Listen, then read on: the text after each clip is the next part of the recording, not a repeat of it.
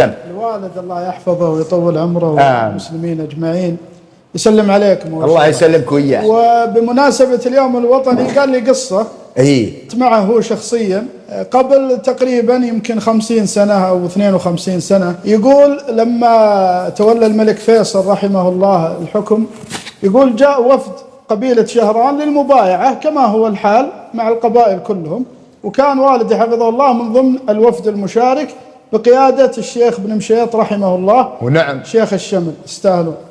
فيقول دخلنا وسلمنا على الملك فيصل رحمه الله وبايعناه. يقول ثم جلسنا، وكان الشيخ بن مشيط رحمه الله جنب الملك فيصل، وكان كبير في السن ومن اللي عاصروا الملك عبد العزيز، وكان يعني من رجال الملك عبد العزيز هو ومجموعة من القبيلة اللي شاركوا في توحيد المملكة العربية السعودية.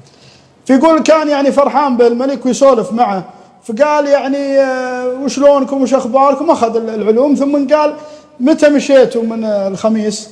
خميس مشيت؟ قال والله يا طويل العمر تغدينا امس في البيت في الخميس، خميس مشيت ومشينا، ولا جاء تقريبا الساعة 3 في الليل آخر الليل إلا وإننا موجودين، وصلينا الفجر وجيناكم الصبح طال عمرك. فيقول تبسم الملك فيصل وقال خذ هالسالفة. لما تم انضمام منطقة عسير عام 1341، وكان اللي يقود الحملة الملك فيصل رحمه الله رحمة الله. يقول بعد أن استقر الوضع واستتب الأمن في منطقة عسير تحت قيادة الملك عبد العزيز رحمه الله بجيش الملك فيصل، قال أنا أبغى أوصل الخبر للملك عبد العزيز. ما كان في ذاك الوقت تلفونات، عام 1341 ما في تلفونات ولا في فاكس ولا في كلها ركايب، كان ركايب. نعم. فقال لابن مشيط قال أبي الركوبة الطيبة والرجال الطيب علشان يصل الخبر بأسرع وقت. فيقول لما اخترنا الفرس الطيب والرجال الطيب جلس 4 أيام من أبها، من منطقة يسمى منطقة حجلة، إلى أن وصل الرياض 4 أيام بلياليهن. فكان الملك فيصل رحمه الله يذكر ابن مشيط، يقول تتذكر كيف كنا 4 أيام علشان نوصل من خميس مشيط إلى الرياض بالركوبة الطيبة بالفرس الطيب.